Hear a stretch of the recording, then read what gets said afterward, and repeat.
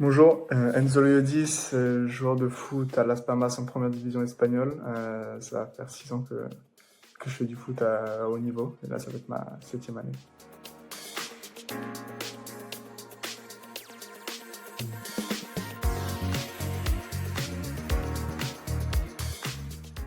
Qu'est-ce qui m'a motivé à choisir le foot? Déjà petit, je jouais dans la cour de mon immeuble avec mes amis. Et petit à petit, quand on est bon, quand ça se passe bien, on se professionnalise, on est remarqué.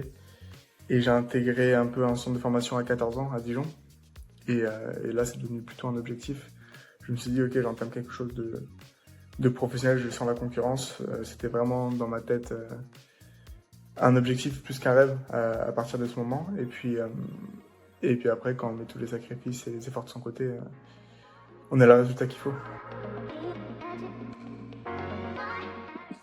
Mentalement, avant une compétition, bien sûr, il y a le travail dans la semaine qui est important, qui me permet d'arriver avec une certaine confiance, certaines certitudes, donc que ce soit physiquement, mentalement, techniquement, tactiquement. Je travaille aussi à côté des séances collectives. Et le jour J, je dirais plus spécifiquement quand j'arrive à avoir un match, soit je suis stressé ou relâché. Dans tous les cas, j'utilise un peu la respiration ou bien la visualisation, plutôt je dirais, la visualisation qui permet en fait d'anticiper un peu les situations de jeu que je rencontre assez souvent sur le terrain. Bon, j'en prends un. Pour moi, il y a un match que j'ai eu dans ma jeune carrière, c'était quand j'avais 18 ans, contre Rennes. J'avais pas fait un bon match, mais je me suis fait siffler par mon public. Je me suis fait, mon entraîneur m'a pas protégé du tout, m'a un peu descendu, donc ça m'a affecté énormément. Et du coup, après, quand on est seul face à soi et qu'après on est écarté du groupe, on doit juste rebondir. Et après, il y a deux choix qui s'offrent à toi, c'est soit t'arrêtes, mais après t'es un peu déçu de toi, ou soit tu continues et t'as une vision de toi qui te permet de gravir l'échelon pour pouvoir après être fier de toi tout simplement.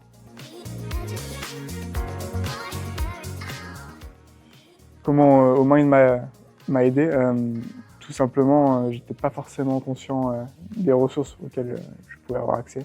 Mais en testant et en voyant un peu comment je réagissais et comment j'ai performé aussi, je me suis rendu compte que voilà, moi, ma ressource c'était un peu plus émotionnelle. Pourtant, je suis quelqu'un assez d'analytique et cérébral. Mais quand je suis un peu dans le dur, c'est un peu plus compliqué. J'ai besoin un peu des personnes qui me poussent, qui m'aident, qui prennent soin de moi, on va dire, entre guillemets.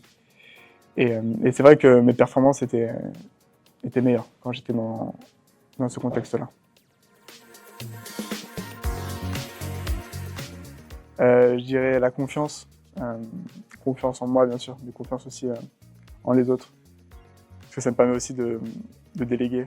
Et ça va aussi avec l'altruisme. C'est donnant-donnant. Si il est bien, moi je vais être meilleur. Et si je suis meilleur, lui, ça va être un cercle vertueux. Et après, je pense la détermination aussi.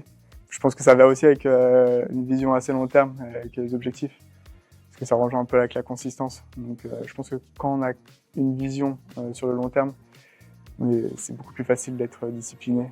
Et ça, je pense que c'est ce qui me caractérise et ce qui peut caractériser aussi les gens en entreprise.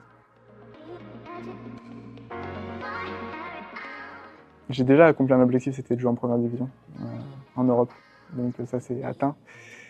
Après, jouer un peu plus haut, ce serait de jouer dans un club top 7, top 8 en Europe, que ce soit en Espagne, de préférence, parce que j'aime beaucoup la vie là-bas, pas que, mais le football avant tout. Et puis après, pourquoi pas une sélection à l'équipe de France, ça serait mon rêve. Du coup, je sais que par là, pour y aller, il va falloir que je performe en club. Et j'ai des objectifs aussi, on va dire plutôt statistiques, voilà. Marquer des buts, faire des passes décisives, en ce qui me concerne, même si je suis milieu de terrain. Mais allez, on va donner un chiffre, 5 buts, 5 passes décisives, ça serait super cette saison.